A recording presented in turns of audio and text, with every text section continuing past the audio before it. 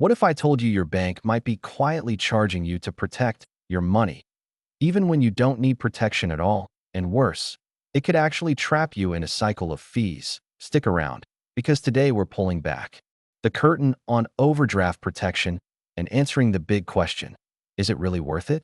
The answer may surprise you. Number one, what exactly is overdraft protection? Let's start at the beginning. Overdraft protection is a service banks offer to cover your transactions when you don't have enough money in your checking account. Instead of declining your debit card or bouncing your check, the bank steps in and pays it for you, but then charges you a fee. Sounds helpful, right? For example, let's say you have only $10 left in your account, but you swipe your card for $50 at the grocery store.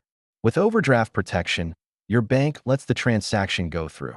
Later, they charge you an overdraft fee, which is usually somewhere between $30 to $40. So instead of having your card declined and facing embarrassment, you just get hit with a hefty fee. That's what overdraft protection really is, a paid convenience. But is it actually worth paying for? That's the big question we'll unravel today. Number two, the hidden costs you may not see.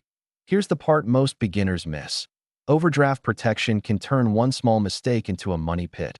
According to the Consumer Financial Protection Bureau, Americans paid over $11 billion in overdraft and insufficient funds fees in a single year. Imagine this. You grab coffee in the morning for $4, buy lunch for $12, and stop at the pharmacy for another $15. You don't realize your account balance was already near zero. Each transaction triggers a separate overdraft fee. Suddenly, your $31 of purchases have cost you an extra $120 in fees. It happens more often than you think, especially to beginners who don't monitor their balances daily. So while it seems like a small protection, the costs can snowball fast. Number three, why do banks push it so hard? Here's something interesting. Banks love overdraft protection because it makes them money. Lots of it. This is one of the biggest revenue streams for banks. It's no wonder they automatically enroll many customers or make it seem like you're safer with it. And there's even more to this story. Many beginners believe it's required, but it's not. In fact, in the USA, you have the right to opt out, but banks don't always make that obvious. Think of it this way.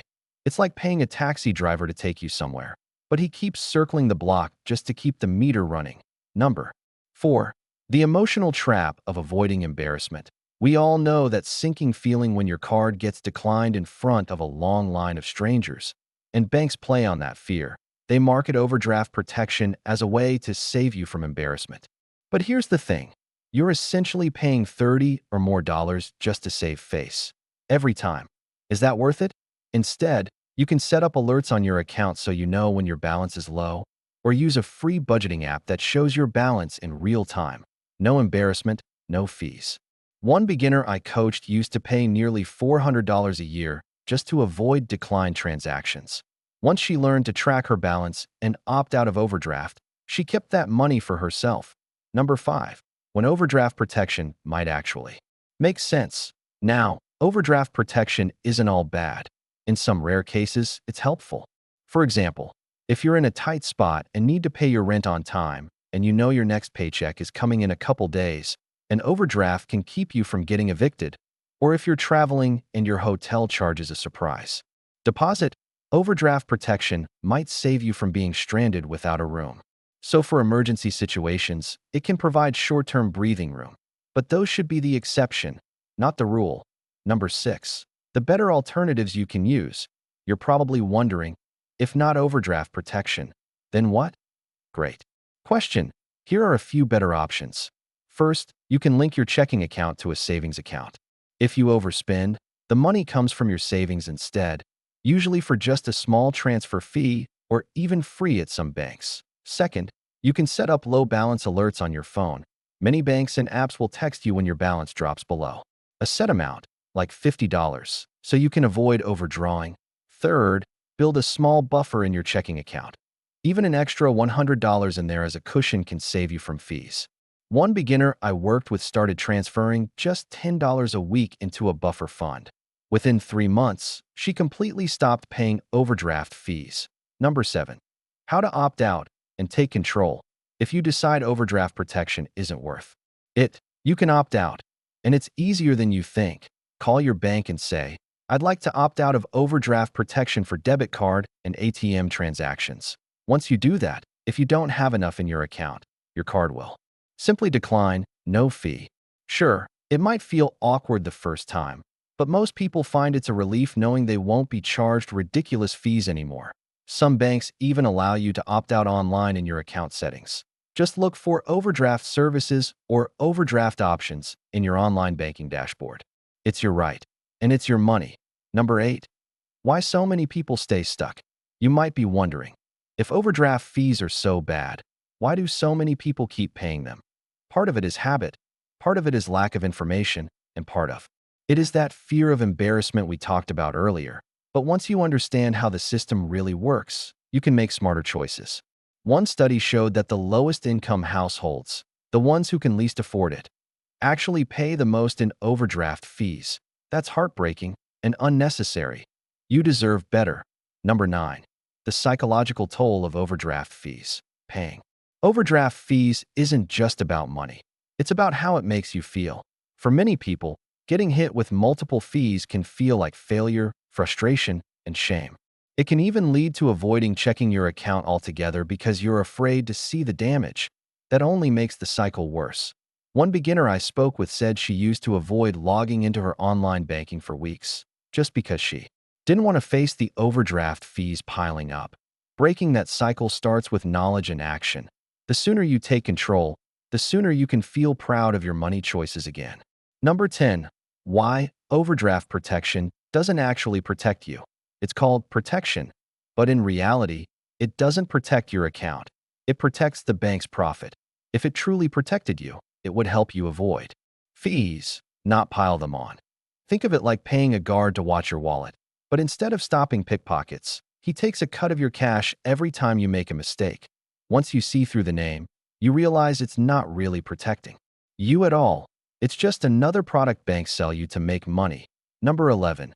Overdraft protection on checks and bill payments. One tricky thing beginners don't always realize is that opting out of overdraft protection only applies to debit card and ATM transactions. For checks and automatic bill payments, many banks can still charge you an overdraft fee if your account doesn't have enough. That's why it's important to also keep track of your scheduled bills and consider keeping a calendar or app that reminds you of due dates.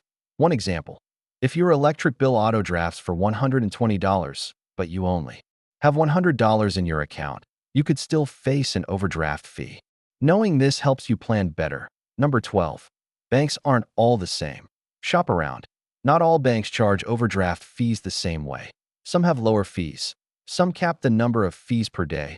A few even offer free overdraft protection if you link a savings account. If your current bank seems to nickel and dime you, it might be time to shop around. There are even online banks and credit unions that offer accounts with no overdraft fees at all, or accounts that simply decline transactions without a penalty. One example, a credit union near me advertises no overdraft fees ever. If you don't have the money, the transaction is declined, but they don't punish you with a fee. That's worth considering. Number 13. How overdraft fees affect your future. Here's something most people don't think about. Overdraft fees can hurt more than your checking account. If you let your account go negative and don't pay it back, the bank can close your account and report you to a system called check systems. That makes it harder to open a new checking account in the future because other banks see you as risky. One beginner I helped was stuck using prepaid debit cards for years because he had a negative check systems record from unpaid overdrafts. It's another reason to stay on top of your balances and avoid letting fees spiral out of control. Number 14. A quick recap of what you learned. Before we wrap up, let's recap what you've learned today. Overdraft protection is a paid service where the bank covers your transaction when you don't have enough money, but charges a fee that's often worse than the problem it solves. It's not mandatory. You have the right to opt out. It can cost hundreds of dollars a year, even for small mistakes. There are better options, like linking a savings account, setting up alerts, and keeping a small buffer in your account. And it's your choice. You can say no to the fees and take control of your money. It's eye-opening, isn't it? Overdraft protection sounds like a safety net, but for many, it's more like a trap. Now that you know how it really works and what your options are, you're better prepared to make the right choice for your money. Have you ever opted out of overdraft protection? Or do you prefer to keep it for emergencies? Share your thoughts below. We'd love to hear your story.